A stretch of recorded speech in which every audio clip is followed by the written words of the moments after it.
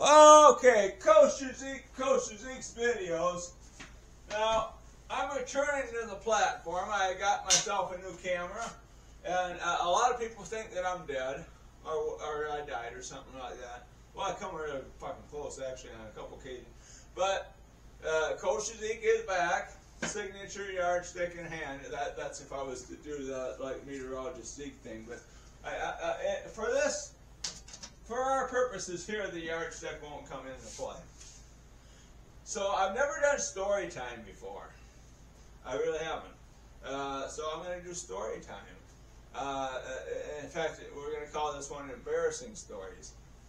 So I want to cut right to the chase and not spend too much time talking about, the build up to it. Otherwise, because I get really long-winded and we don't need to do that. So, okay. So we're going to be talking about shitting pants. That's generally something that wouldn't happen, but I'll explain why it did happen. Okay, so right now it's 2024, so we're in February here. Okay, we go back a little ways to November 2023, and my younger brother wanted me to go to a rock concert with him. So it was called the Kiss of Death Tour downtown Milwaukee at the Eagles Club Rave down there. So it was In This Moment, Ice Nine Kills, Avatar, and New Year's Day. And it was kind of, I almost think that New Year's Day might have been the best band, but quite honestly, we come in there and they were just finishing up their last song, because we're always fucking late to everything. It's just the way it fucking is. The other bad thing is you have to go through the hood to get to that place. So you're going through this not the best neighborhood of Milwaukee to get there. Let's just put it that way. So anyway, at the end of the night, we said that Avatar should have been the headliner, because In This Moment had a whole hell of a lot of smoke going on. You really couldn't even see the band. There was so much smoke going on. So we were kind of thinking, okay, what are they trying to cover up? Is she getting fat? Putting on a little weight? Maybe she's lip syncing. We don't know. Or maybe we're just we're making shit up. Anyways, it's not important. What is important is that's the concert that I got COVID at. So about 5 days later, motherfucker comes down with COVID. Not the first time I've done this. The first time that I had COVID was at a rock concert also. That was over in Racine County, so that would have been Fozzy. Oh God, I'm drawing a blank. Fozzy, Royal Bliss, Through Fire, and whoever the fuck them other two bands were that played before them. I don't remember. But anyways, I was on Facebook, I remember that night after that one, giving this Through Fire guy a bunch of shit on Facebook, making shit of him on my Facebook page, that, he wouldn't even pose with me and do a meet and greet without wearing his fucking face mask. Like scared son of a bitch. And then what happens the very next fucking week? Well, yeah, well, fuck me. So this is the second time I got fucked by this thing. But anyways, I didn't shit my pants the first time that I had COVID, but I sure as fuck shit my pants the second time I had COVID. But anyways, so I had COVID, so I would want to say that okay, the concert was on the 9th of November. So I started coming down with symptoms, I want to say, like the 12th. 12th, 13th, 14th, 15th, right? And the last 5 days. Because this is like the mini COVID. Everybody thinks that it's just no big deal. It's like Omicron, no big deal. That's the way it should be. But anyways, it probably took me a week after I had symptoms go away that I realized that something was fucked up. I started getting really sluggish, kind of, just hauling my ass around. It's like, don't really feel right, don't really feel like normal. It's like, what the fuck's going on here? And it took me about a week to realize that I was not shitting. So shitting is a very important part of human bodily function. So I'm like, well, you just need to go in the toilet and shit. So I go in there and I'm like sitting there and it's like, let's get it done. And it's like nothing. I mean, I can't push. I can't feel anything. So I'm like, oh fuck. And now I got a bowel blockage because I had a ruptured appendix back in June of 2021. So I'm like, well, it must be scar tissue. It must have grew back.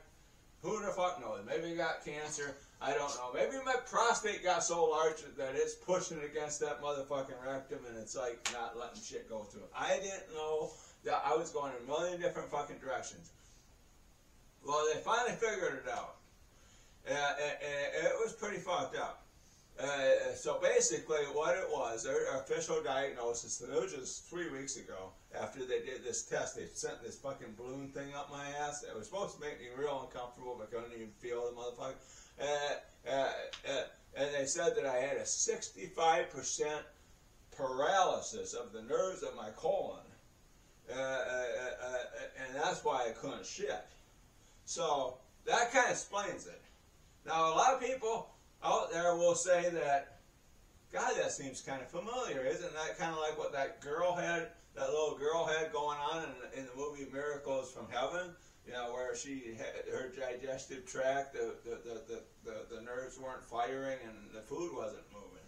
Well, yeah, exactly. It was exactly the same disorder, but with her, it was food was not moving. With me, it was shit that was not moving. So, exact same thing, upper versus lower. So, that's the thing. So, anyway, this thing did cure itself about like last week. It just completely, the same way that it did with the little girl in the movie, it like in one day cured itself. Now, I did not fall head first into a hollow tree and hit my head just right so that I could shit again. That ain't how it happened. But rather, it's like I got a big jug of, that great big jug of tomato juice that you can get at Walmart. I don't know why I did. I just kind of like tomato juice. But I bought the son of a bitch. And I remember that, you know, that used to be a pretty good natural laxative, actually. And I'm like, well, you know, maybe just drink the whole son of a bitch. It probably ain't going to hurt anything at this point. Yeah, so I'm drinking the motherfucker. Drink the whole motherfucker. And then I'm sitting there, and about an hour later, I'm like, oh boy, feel something. And so I go into the restroom, into my john, and it's like, Katie, bar the fucking door. This went on for like 8 fucking hours. Well, they showed me an abdominal x-ray before, showing like what 85% of your colon being chucked full of shit looks like. So this had been going on for 3 fucking months. So can you imagine 3 fucking months of shit coming out of one person in an 8-hour period of time? It wasn't fucking pretty. There was old shit, bad shit, nasty, nasty shit. It was a son of a bitch. But at the end of the day, my colon woke up and I was cured. No shit. But now we got to go back to, like, say the week after Christmas. So this would have been a little more than a month in. I was not dealing with it very well because I didn't know how to deal with it. Now, if I was a smart person, which I'm not, I would have realized that regardless of what it was, I should be taking Miralax, Dulcolax, whatever, doing laxatives and kind of getting things going a little bit. I mean, maybe it wasn't going to take care of the log jam, but it was going to do something. No, not me, stupid motherfucker. I was taking stool softener. I thought that would help. And I'd be kind of proud of myself if I shit just a little bit. I'm like, well, I was almost kind of like adding it up. Well, it's like something's coming out. It ain't much of anything, but at least it's something. But what I didn't realize is that it's kind of like the magma in a volcano. So sooner or later, the magma in a volcano gets so so fucking much that something's got to blow. Well, same was with me. So I wasn't doing well. So I go to the doctor. It was one of my doctor appointments, and I go there, and I'm not feeling well at all. And I tell him everything that's going on, and then all of a sudden I'm like, and so he slides the fucking bucket over to me, in a wastebasket, and I'm like puking, but not really puking. It's all dry heaves. I was so backed up that I was literally almost shitting out of my mouth. Now you would have thought that at that point I would have just fucking went home. No, not me. I had a 4 o'clock, so that was right around 3 o'clock. So I had a 4 o'clock chiropractor appointment over in Marquette. So this was pretty in Wisconsin, not Marquette, but rather McGregor, Iowa. So it's roughly 3 hours, not 3, oh Jesus Christ, I'm stupid. Roughly 3 to 5 miles. You go across the river, and it's along the river road there, and it's 5 miles from Prairie du Chien, roughly. So over to the chiropractor clinic. So now the thing is, when I was dry heaving in the doctor's office, that should have been a sign. That should have been a warning right there. That would have been like, you know, it's like Mount St. Helens before it erupted. It's like at that point, not only the mountaineers but the seismologists also need to be getting off the mountain, because she's gonna blow. I didn't know that, but anyways, so I get over there, and you know, I sign in, and the receptionist says, oh well, the nurse will take you back, and before you see the chiropractor, do a couple preliminary things. So I go back there with her, and I'm sitting there at her desk, and she's going through this stuff, and she's like, you know, this, that, asking me questions, and everything seemed to be pretty normal at that point. But then she says, well, I got to step out and like go to one of the other rooms, you know, to get another chart, and I'll be back in a couple minutes. So she does that. So I'm sitting there, and all of a sudden I'm like, uh-oh. Like, I feel like I need to shit. But I had so many false alarms that I didn't really believe it. So, but I was like, you know, maybe I should, you know. But I'm like, well, if I leave the room and go looking for a restroom or whatever, then she's going to come back to her room and wonder where the fuck I went. So I'm like, just wait for her to come back. It'll be fine. So I did that. So she comes back with the chart, and then she starts spieling away, you know, about this stuff. And then all of a sudden I'm like, son of a... It's like, do you have a restroom? Because I really think I got a situation going on. She's like, well, yeah. It's like right over there. So it's like 8 feet from where her desk is. So imagine if her desk was right here, and then the restroom was about where that door is there. That shouldn't be a fucking problem, right?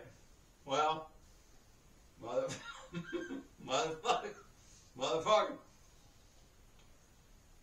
I make it all of about 4 feet, and all of a sudden it's like, whoa! And I'm like, oh fuck! And she's like, oh fuck, what? And I'm like, we're gonna have to. No, I wasn't laughing during this. I was very serious, but I can't tell this story without laughing anymore. And I was like, we're going to have to reschedule. And she's like, well, why? I'm like, because I just shit my pants. And she's like, no, you didn't. It's like that didn't really happen. And then it took her a while to realize maybe the smell was starting to set in. I can't smell it to save my ass, but obviously other people can. And then it became pretty evident to her that she's like, "Oh my God!" It's like, I'm so sorry. Is there anything I can do for you? And I'm like, "Well, fuck no. There's not anything I can do for myself at this point." So if you can imagine, I'm talking to her, and as I'm talking to her, the diarrhea poop is like running down both of my back pant legs. And I was wearing khaki pants, just like I am now. So that's worth mentioning also. So the diarrhea poop is running down both pant legs into my shoes, nonetheless. Have you ever had diarrhea poop in your shoes before? That was something. And of course, the receptionist is up there. By this time, she's kind of getting curious. It's like, what's going on back there? It's like something, you know. So she comes back, and she's like, oh, is there a problem back here? What's going on? And the nurse is just she's like, oh, you know, he just had a little accident in his pants, you know, and he's going to reschedule for another time. And I'm like, no. I'm like, she just trying to be nice. Fact, truth of the matter is, I had a great big fucking accident in my pants. In fact, it was a reverse Mount St. Helens. And she's like, oh, good heavens. So that is my story for today. So the moral of the story is, oh, I like these Mike's hard drinks. That's my new thing. But the moral of the story is, if you go to a packed out rock concert during the middle of a COVID outbreak, you may just get COVID. You may have a neurological damage to your colon, to your colon rather, and you may just shit your pants. That's the other funny thing. So weigh that one out before you go to one of those rock concerts. Just gonna tell you that. Now, Ice 9 Kills was fucking stupid too. That's the other thing I'd say.